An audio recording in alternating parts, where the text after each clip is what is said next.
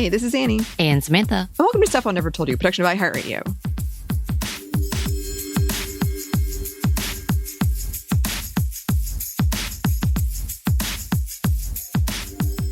And today we are so excited to once again be joined by friend of the show, contributor to the show, fellow nerd, if you don't mind me saying. It's which is exciting because what you're here to talk about is very nerdy.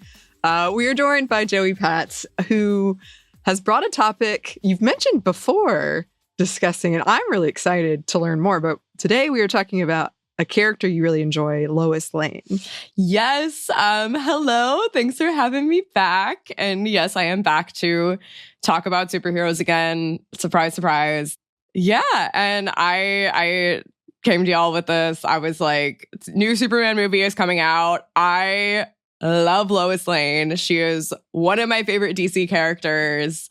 I think she's super underrated. And I think she's a really cool character to talk about, particularly when you're talking about like women in science fiction and like kind of nerdy media, and the good and the bad of that. So yeah, excited to chat about that. I'm really excited to learn about it. As a kid, Superman and X-Men were like the two comics I really read. Yeah. And I consumed a lot of Superman media, and I always loved Lois Lane too, but I feel like you're going to really educate me on a lot of stuff that I don't know, because I believe you brought up an iteration I had never heard about. Probably. Because yes. I'll start with, I grew up watching a lot of the like Justice League and like Superman cartoons, and it's interesting looking back because I always like loved her as a character. I loved Superman when I was a kid. I was a big Supergirl fan. Yeah. But I think Lois as a character, I've always liked her. She really grew on me like the last couple years. Part of that is as a working journalist now, I think some of it is definitely ego. But I think recently, particularly some of the Superman stories from like the past 10, 15 years have done a really good job of highlighting our character, which I'm going to get into. But yeah, there recently was this new Superman movie, and I saw it last week with friend of the show, fellow iHeart person, Gare from It Could Happen Here, which was also super fun going to see it with somebody who's like equally as comic book obsessed. And I felt a little less annoying being like, oh my God, it's that thing, it's that thing. Yeah. But I was super hyped going to this movie. I love James Gunn. I love the Guardians of the Galaxy movies and like, you know, the Scooby-Doo movies too. Throwback to that. Amazing films. But I was really excited. Again, I love Superman. This is a character that I think especially like the past couple of years I've really gotten more into. And also like when the trailer came out and definitely like some of the press around, they were definitely talking about how they wanted to have like a very hopeful, fun tone to this movie, which I think they really nailed. As I'm sure you can assume from like the Fox News meltdowns about it. That has been fun. Actually, it's funny. I was thinking about this because I was just on another friend of the show, other show I work on, There Are No Girls on the Internet, last week with Bridget Todd. And I did at one point, it was relevant to the story we were talking about, but I went on a little bit of a rant about why I really do not like the Iron Man movies. And I don't think they hold up. And I was like, there was something watching this movie and like walking out of it and being like, oh, we're in like a new era of like superhero movies. And that I think makes me very happy. But the main thing that I think I was really excited about for this movie was the cast. I think they cast it phenomenally. Anney, you mentioned X-Men before too. Nicholas Hoult, who is also in the X-Men movies, plays Lex Luthor in this. He was phenomenal. He might have been my favorite part of the movie, honestly. He's such a phenomenal actor. But also they cast Rachel Brosnahan as Lois Lane. And I love Rachel Brosnahan. I love Marvelous Mrs. Maisel. I thought it was a great TV show. I think she has a really magnetic screen presence. And I was like, oh, this is perfect. That is absolutely Lois Lane. This is going to be so good. Because like I said, Lois Lane is one of my favorite DC characters. Not just like, oh, I like this character. Like, she is, if I was to say like my top 5 DC characters, she would definitely be up there. Have you watched the old versions of Superman with Margaret Kidder? I watched the Christopher Reeves 70s ones when I was a kid. Yeah. I will be so real. I do not remember them so well, but I know I watched them at one point. And there were bits and pieces. I loved Margaret Kidder. She was one of my favorites. She was same. She's phenomenal. She was one of those that was unconventionally not what you would have expected to play that lady, but she was also really feisty in that level of being the journalist who was in your face. So I just wondered if you had Absolutely. No, that's something I'm going to get into too. I think looking at this character, it's really interesting to see how consistently she's been written as being she's been played by some phenomenal actresses. There have been a couple adaptations of her that I have not liked.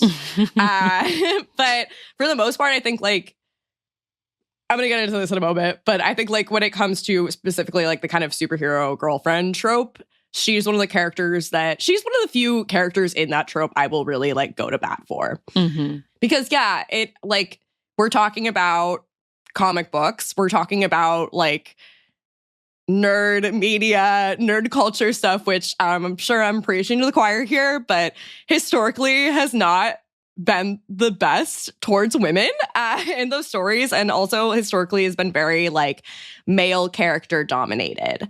And I see a lot of ways where you can write, it's not even an imaginary question. There are plenty of instances of characters that are written as just the love interest to the main male character that are kind of two-dimensional, are very clearly products of the male gaze. I think Lois Lane has been a character that DC has really stepped up and made her this really well-rounded character in her own right.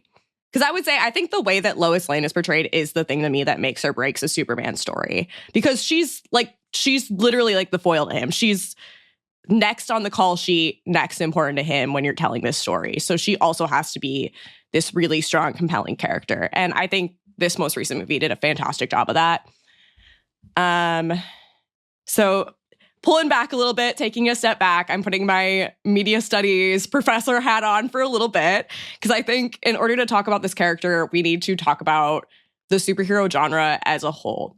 Because back up for a sec, when you think about it, the whole concept of what we associate with the superhero genre, all of that stems from Superman. Superman was created in 1938, in the 1930s.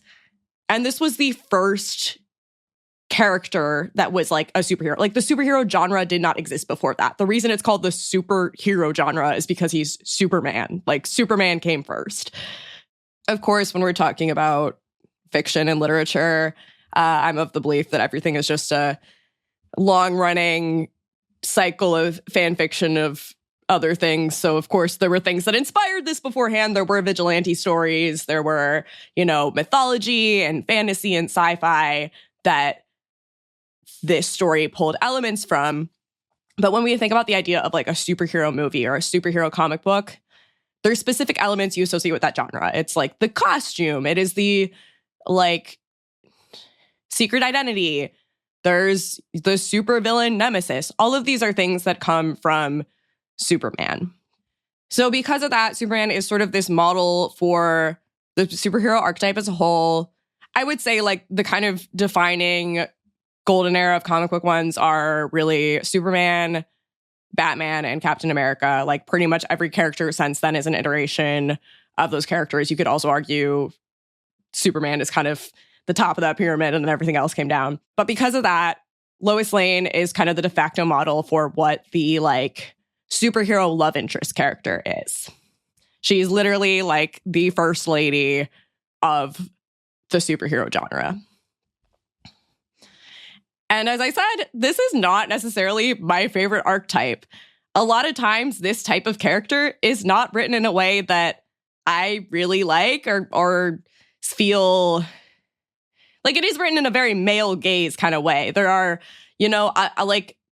I'm thinking of other iconic kind of the superhero civilian girlfriend. So not Catwoman or someone, characters they're civilians. They're not the superpowered character. So Mary Jane Watson or if you're a Flash fan, then like Iris West, like all of these characters, a lot of them, there have been good iterations of them. I really liked the MCU Spider-Man's MJ Watson that they did, but they're not necessarily characters that I would like be like, yeah, no, I love them. They're these well-rounded characters. Like a lot of the ways they're portrayed in a way that's very misogynistic.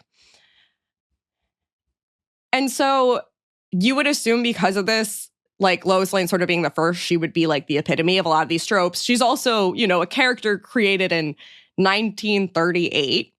Not necessarily the best time for women. But that being said, I do think like she is one of the characters of this trope that holds up the best. And there's a reason that she still is seen as this very iconic character. Another just quick note on like the superhero girlfriend trope.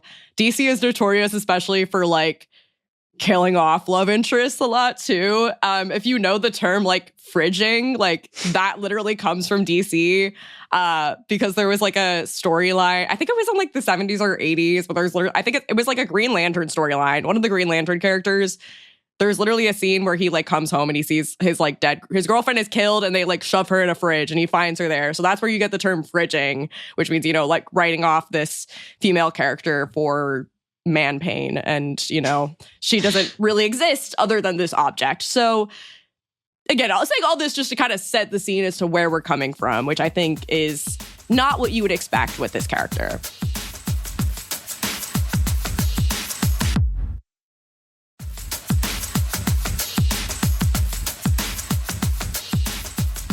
So going back to Lois, my girl, I'm going to do a quick general biography of the character and like some history of how she's been portrayed over time. I would guess that most people that have consumed American pop culture over the past 70, 80 years are at least somewhat aware of Lois Lane. Like I said, Superman, Lois Lane, like that is the first couple of the superhero genre as a whole. They're both icons. If you ask your average person, like, what do you know about her? There's probably two things they know. One, she is Superman's girlfriend. And then two, she's a reporter. I would actually put them in the order of number one, she's a reporter. Number two, she's Superman's girlfriend. But like Clark Kent, Lois Lane debuted in the first ever issue of Action Comics, which is what the Superman comics were originally called, in June 1938. This is a character that is 87 years old. She is literally older than my grandmother.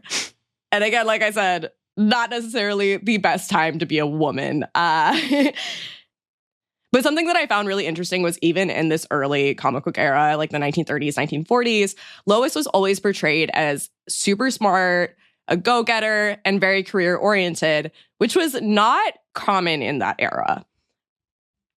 This was the Great Depression, where a lot of more women were working outside of the home because, you had to. And then this was going into World War II where, you get Rosie the Riveter and a lot of the pushes for women to work to help the war effort. So it wasn't like completely unheard of, but it still was a time where like the narrative was your goal as a woman is to settle down, get married, have kids, work if you absolutely have to. But ultimately the goal should be like your husband's providing for you. So I think finding out that this sort of like career focused, like part of her character has always been there. That to me, whether or not the writers were intending that to be the case, that to me feels very radical because now it's easy to sort of, we're on the flip side of it where there's like the girl boss character trope, but we're not talking about a like Devil Wears Prada type character here. We're talking about like a young woman that is trying to be successful, that is trying to get things done. And that, again, 1930s, that was not like a given that would be part of her character. Of course, she was not like the first, female character to have a personality and a job. But so like the character herself, she was originally created by Joe Shuster and Jerry Siegel, who were the creators of Superman. She was based on this fictional reporter named, this is the most 1930s fictional reporter name ever, Torchy Blaine, who was played by Glenda Farrell in a series of Warner Brothers films. And then she also at one point, she's played by a couple different actresses. One of them is named Lola Lane, which is where the name Lois Lane came from. I watched a couple of like short clips. It's very 1930s, fast talking, hot, girl detective reporter kind of thing. But it was fun. It was fun.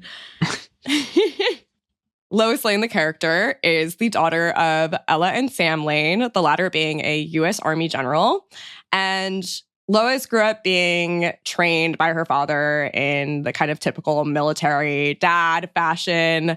Her family moved around a lot. In a lot of adaptations, her mom dies when she's pretty young. So there's kind of this mirroring of with Clark Kent's story where he grew up very like isolated. She had sort of a similar thing where she, felt kind of separate from the world around her.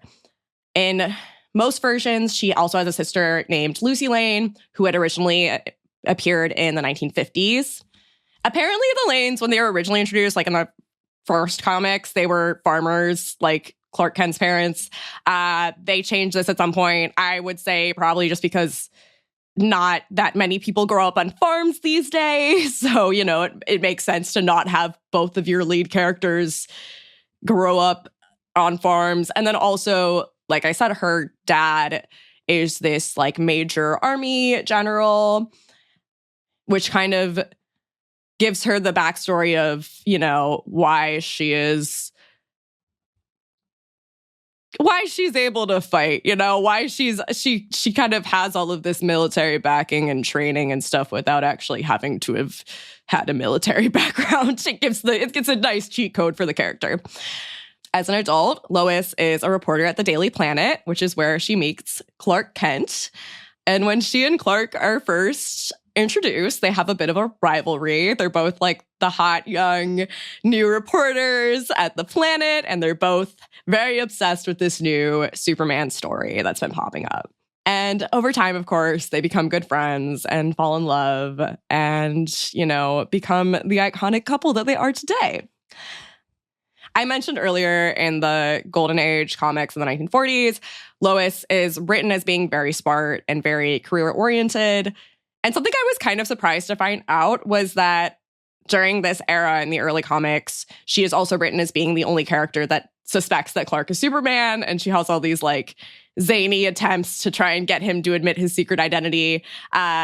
None of them work out, of course. That was something that I honestly thought that was something that had been added to a lot of like the later adaptations, maybe earlier it wasn't. But no, that is something that has always been a part of her character, which makes sense because, again, she is an investigative reporter. She's good at her job. She's good at her job. Obviously. And again, depending on the adaptation you're reading, at some point they start dating. Either Lois figures out that Clark is Superman or Clark tells her. I prefer the former because, again, brilliant investigative journalist. She knows what she's doing. Also, I find that way funnier if she's like trying to get him to... There's like a running joke in like Superman media where she's always like jumping off of things and like getting Clark to... Which I think that's great. I'm like, this girl, she's so determined to be like, no, I'm getting the truth, that I'm like, I will throw myself off this building and just be like, let's see what happens. Which gets us into, of course, especially in earlier comics, there's a number of instances where Lois is captured by like the villain of the week or Lex Luthor or whatever evil bad guy, blah, blah, blah. And Superman has to go in and save her. And this is where you can be like, that's the misogyny. It's the damsel in distress trope.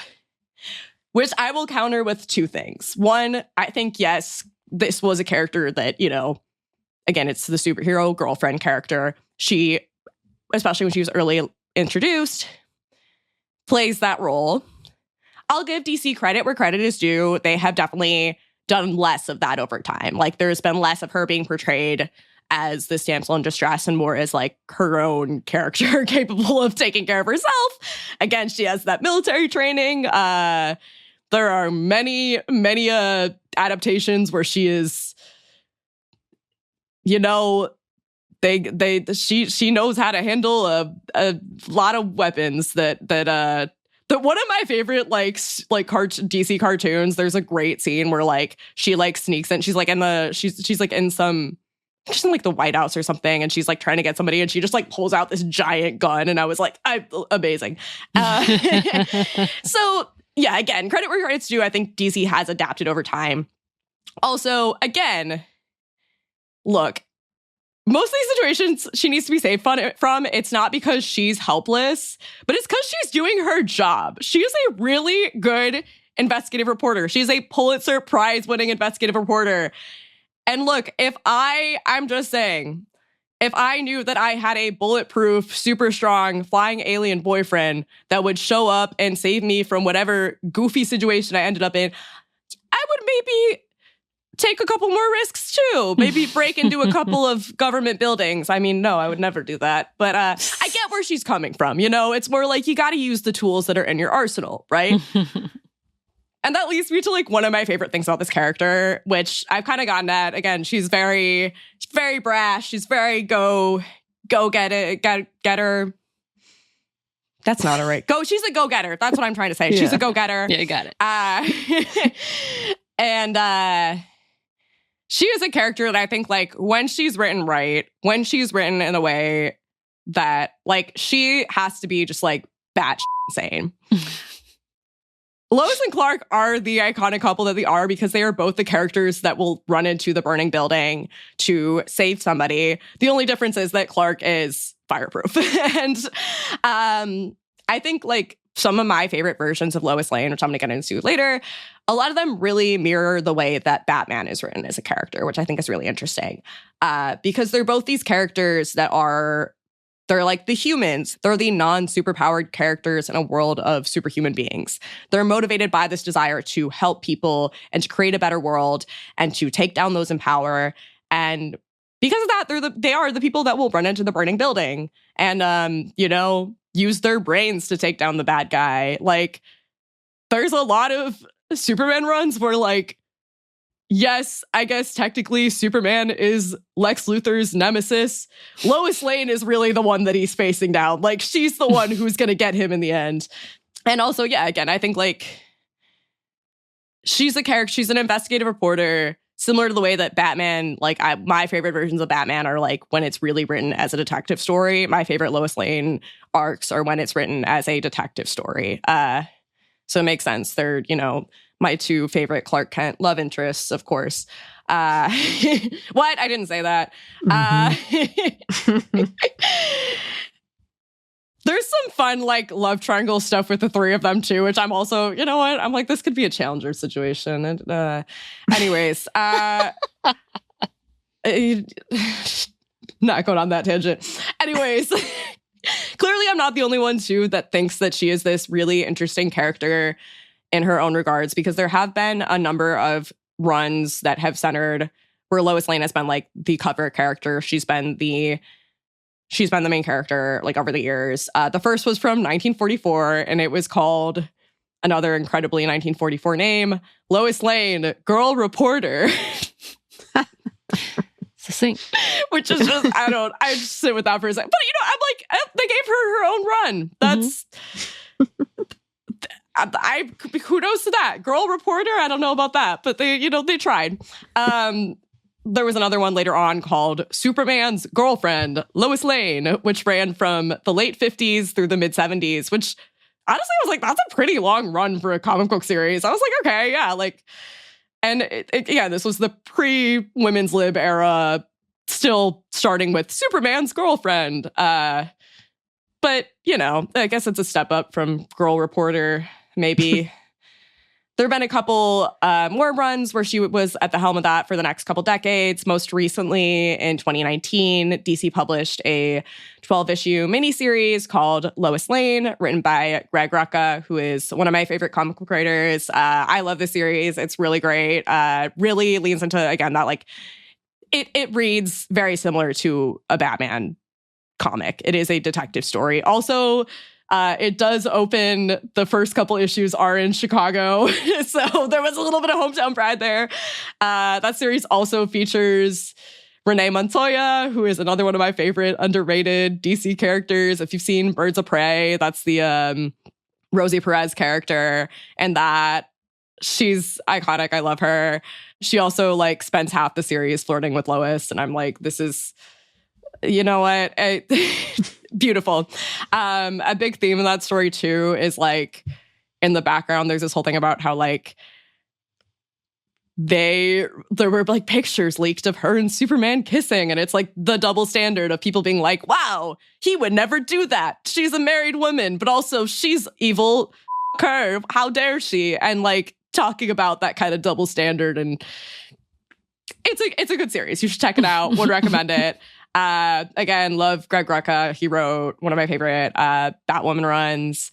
He writes a lot of really great queer stories, which I also was shocked to find out that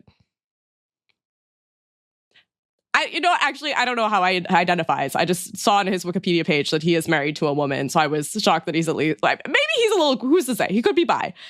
But I was surprised by that. Just 'cause I was like, wait, I feel like every single story I've read by you, it's been incredibly gay. He also wrote the Old Guard movie, if you've seen that. I love that movie. Oh, yeah. We did a feature. Yes. Apparently the second one's out now, too. I still gotta see that. Out, yeah. Uma Thurman's in it. Uma Thurman's...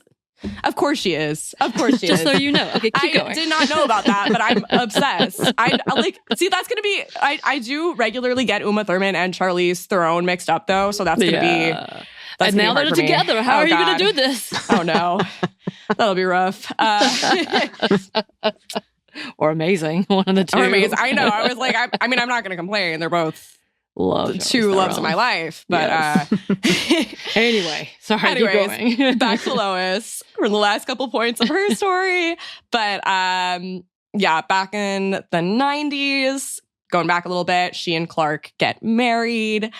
If you're familiar at all with the Superman comics of the 90s too, there's a lot of ups and downs there. And then in 2015, she and Clark have a kid named John Kent, who has been around for a minute now. He was Superboy for a while, and then most recently, he has taken over the Superman mantle in some comic runs. I'm gonna stop there and not get into this is where we get into like it's comic books. There's no clear timeline territory.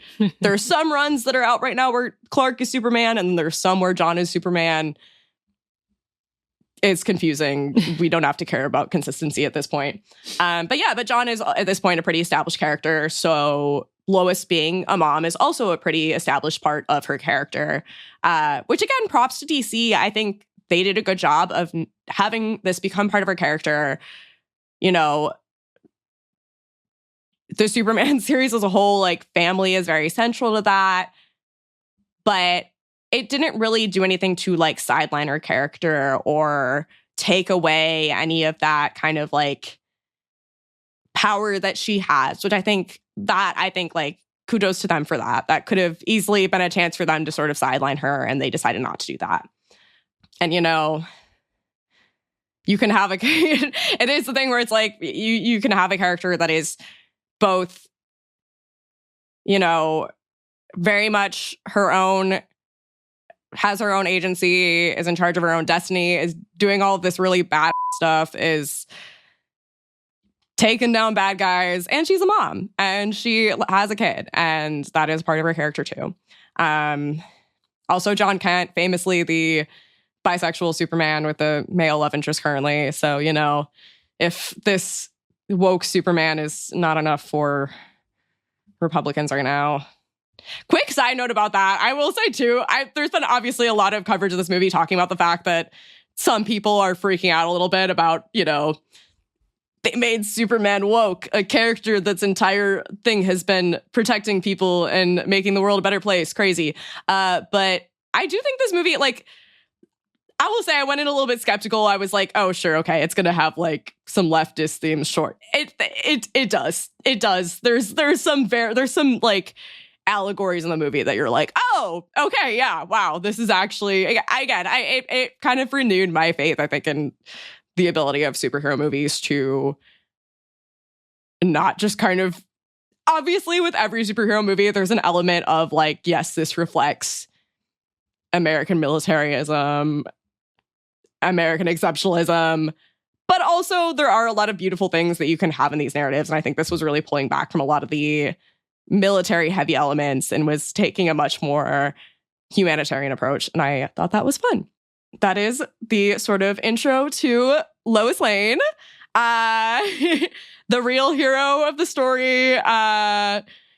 You know, look, this is the fun thing too, is because in the story you get like there's Superman. Superman's the main character. Clark Kent is the alter ego. People know Clark Kent is a different character in this universe. Clark Kent is Lois Lane's husband. Like, that is her boy toy, and like, good for her. Like, he's the trophy husband. I think that's beautiful. It's also fun too because she's sort of, like you said, a rival at first, but she's pitted as like, he knows she's on to him. Yeah. And so he's always trying to like, and as the audience, we know it's, the same person. Right. And she is on to him.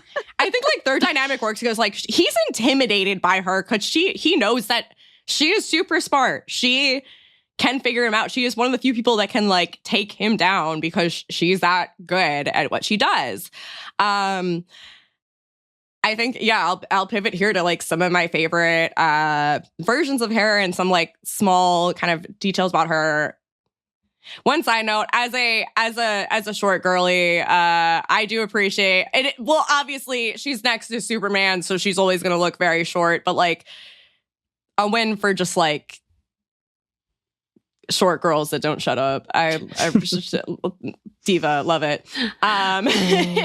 But a couple other kind of like small things about her character. I got it. Multiple Pulitzer Prize winning reporter. Like, that is a consistent thing about her, is like, she is really, really good at her job. She is,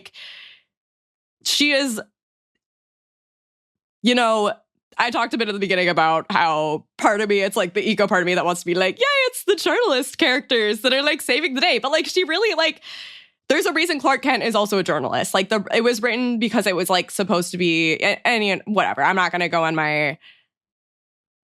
the pros and cons of the way that we talk about journalists in our world today. But, going back to that 2019 run that I was talking about, the Lois Lane run, that was written like peak first Trump administration. It very much is inspired by that, affected by that. It talks about the mistrust of journalists at the time. And I think like that is something where like, we're seeing this movie do really well right now. And I think this character is like having a revival because, like, so much of the marketing campaign was around the fact that like he's just a nice guy and he wants to help people, which is like a nice change from, again, years of just superhero movies sort of being like, and we are so strong and badass and we can kill everybody and we have so much trauma. We have so much trauma from 9/11 yep. And we're never going to get over that damn trauma. And what I was talking about at the beginning, I think like specifically having her be this, like, the fact that she and Clark, at least, like, in terms of, like, intellect and, like, motivation, they're very similar characters. Again, the main difference is he has superpowers, she does not. She is justice, like, she is also fighting for justice. She is also, there's, again, a bunch of DC storylines, because DC loves to do the thing where they're like, Superman lost his powers. And then I don't know. I'm of the belief that it's getting old at this point. I'm done with those storylines. But every time it happens, like, she kind of steps up. Like, she's got that. She has the sort of whether she wanted to or not, raised with the ROTT training type thing because her dad was this big military dude. She's the person that will run into the burning building. She'll face down like dictators. She's gonna fight. I was thinking about this recently too, where I was like, is there a version of this character that is like gender swapped, where we have like the girl is the character with it? Because, you could point to characters like Wonder Woman and like Steve Trevor kind of being the like, non-superpowered love interest. I don't find him that interesting of a character. Or like whatever. The best one I was thinking of, where I was like, actually, I think this algorithm makes sense, is like, if you've seen The Boys, like literally the main character is Huey from The Boys, who I would argue is like maybe the closest we have to like a gender swap version of that, where like his girlfriend is the really like, she's the one with the superpowers. She's the one who is like this public face, and he's the one who's kind of, not necessarily liked by also, because that's another thing about her characters. She makes a lot of enemies because, again, she's this hard, like, really badass, reporter who's like, she's gonna stop at nothing. Love that for her. There's also a couple of versions where like she gets superpower again. Look, Superman comics have been around for forever, so like every imaginable thing that could happen happens. She gets superpowers in some. She becomes Superwoman alongside Clark. Personally, I prefer I really like the runs where I think like she's written like this like detective character. That also has more to do with the fact that like those are the characters that I like more, I think. But yeah, she also is Superwoman sometimes. Like she is just she takes over the same role as Clark, all of that.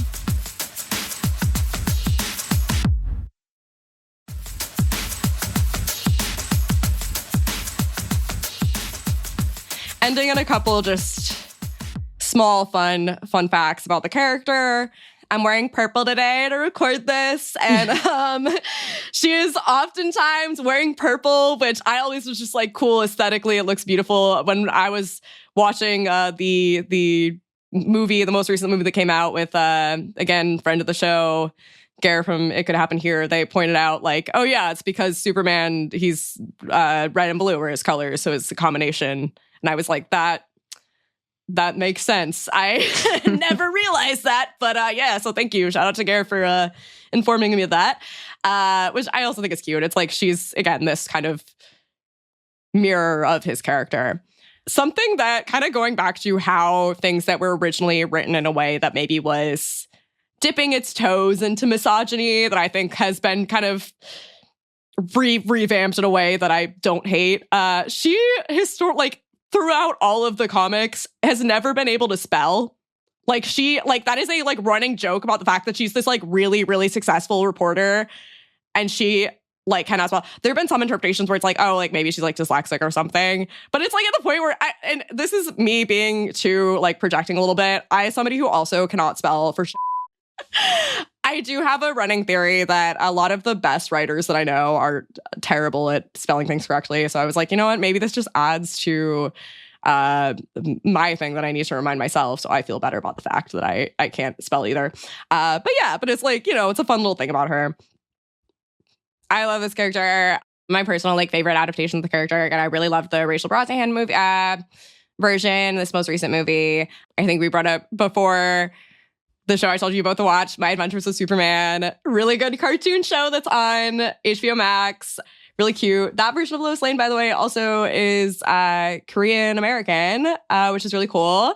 She's also like the way that she's portrayed in the show. That was like that show really was like the thing that got me to be like, oh wait, yeah, no, I love this character. She's so funny in that. She like they make her kind of a tomboy too. She's got like a short haircut, like. I liked it. I was like, you know what? It was cool. She was fun. Like I said, I grew up watching a lot of the cartoons, so like the Superman animated series version of her is always going to be like my image in my head. The Christopher Reeves movies, love that one. I'll admit I did as a former CW enjoyer / I still think I love the CW. I'll be real. I think it's like. It is like that to me. It's like it's keeping the spirit of camp alive. But I like the Superman and Lois CW show. The actress who plays her in that, she's phenomenal. It's the guy from Teen Wolf who plays Superman, and he is also just like that was another version where I think I watched it and I was like, oh yeah, like Superman is fun when he's just like a nice, goofy guy. So is that the one that gets crossed over into? Because I watched a lot of The Flash. Yeah. That was in the Flash Supergirl okay. They universe. do a whole lot, and I love a crossover. It's gonna get me. It's gonna get me. But it's so funny because I now have like my because I've just been watching so many the Instagram algorithm is like picked on. They were like, you've been watching a bunch of stuff about like Superman lately, and it keeps showing me clips from like. The CW crossover shows. And like, 'cause I loved Supergirl back in the day too. And that was on. That was a great show. Oh my God. What an era. What an era. That Lois Lane, I don't know her name. I apologize. But she was a dead ringer for Margaret Kidder to me. She like, is, wow. yeah. She is like her doppelganger, and the way she acted. The only few things, again, it was in the crossover, but her, like, she was the main wise character for all three of them, because it was the Arrow. Yes, I watched the Arrow for a while. The Arrow, Flash, and Superman. Like, she was trying to, and Supergirl, all four of them were there. She was giving them each advice, and it was all the most sane sound advice that they had, like, to listen to. And I was like, yeah, okay. Exactly. Yeah, okay. This is what I go back to. I think, honestly, like, my favorite versions of her was when I think she and, like, Batman, Bruce Wayne, when they're written as very similar characters, where, like, they're the voice of reason. Yeah. She's the strategist. She's smart. There's a reason she is good at what she does. There's a reason that she's the one taking down dictators, taking down these, like, Lex Luthor type characters just as much as Clark is. Yeah. And yeah, that's, again, I think that is something that I think I really love about her character. I think I want to see more. It would be nice if, like, we could get this kind of standard for the way that these, like, love interest characters are written. Because, again, I don't think it's a given. I think a lot of times, like, and again, like, going back to, I mentioned, like, Iris West is one of the characters where, like, she's not necessarily always written as, like, super three-dimensional. I think, like, the Flash TV show did a pretty good job of, like, making her job. Yeah, Iris. like, I loved Iris. Oh yeah, no shade to her. I love her in the Flash TV show. Like, I think like, to me, Lois kind of created this blueprint for how you can do that. And I think that's great. Yeah, I like that. They are all troublemakers. You're right. I think about that. They're the one that, like, stirs up a little bit of chaos, so we can see the potential. But they get the story. Again, she's the one jumping off of the building. I love when somebody, like, made a montage of just all of the, like, clips of her jumping off of things. And I'm like, diva. She's everything. I love it. So good. Well, We have loved this conversation, Joey. This is so fun. Oh my God, of course. Yeah. Anytime, you know. My favorite thing to talk about. I have learned a lot. Now I'm like, I want to go back and watch some things and enjoy the character more. Me too. So thank you.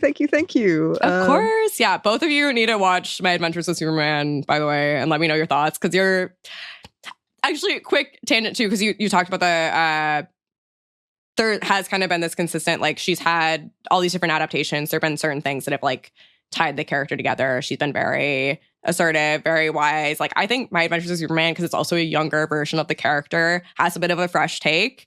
She's still the same, like, you know, very assertive, gonna get what she wants, very smart, very bright character. But, like, I really liked that series specifically because I think it did a good job of having a fresh take on the character and still keeping all the things that make her, like, who she is and make me love her. So yeah, that's my plug. Watch that show. I think the third season is supposed to come out soonish. So that was definitely the one I was thinking of. I remembered you had mentioned one. Yeah. And also I brought up The Boys before. Jack Quaid does voice Superman in that. And I watched this show before I watched The Boys. So it was very jarring then being like, wait, no, I know your voice, but like not like that. Yeah. Yeah, I'm sure it was. Oh, very different characters. Oh, yeah. Well, thank you. You're welcome back anytime. We have so many nerdy topics to cover. So many. Well, in the meantime, where can the good listeners find you? Yeah, you can find me on Instagram / Twitter that I never check anymore. But you can find me at Pat Not Pratt. That is PATTNOTPRATT. You can also check out some other stuff that I do on the show Afterlives that is out now. Season 2 is all about Marsha P. Johnson. Our 6th episode actually dropped today when we're recording this, so it'll be out by the time you're listening. But you should definitely check that out, especially if you're interested in, like, queer history and, you know, sort of tying you're interested in all of the like messed up stuff that is happening right now and kind of looking at how we got here and how like our ancestors got through also terrible stuff that happened in the past, would definitely check out that show. You can also listen to There Are No Girls on the Internet, which I work on, occasionally guest host. If you listen to our episode from last Friday, you can hear my brief rant about why I can't stand Iron Man. And I do partially blame the Iron Man movies for Elon Musk being this prominent in the news cycle. But, you know, just a teaser. I will, yeah. Yes, well, listeners, please go check all of that stuff out if you haven't already. And thank you again, Joey. Can't wait till next time. Of course. Yeah. If you would like to contact us, you can. Our email is hello@stuffwenevertoldyou.com. You can find us on Blue Sky. I'm also a podcast. We're on Instagram and TikTok at Stuff We Never Told You. We're also on YouTube, and we have a book you can get wherever you get your books. Thanks as always to our super producer, Christine, our executive producer, Maya, and our contributor, Joey. Thank you. And thanks to you for listening. Stuff We Never Told You is a production by iHeartRadio. For more podcasts from iHeartRadio, you can check out the iHeartRadio app, Apple Podcasts, wherever you listen to your favorite shows.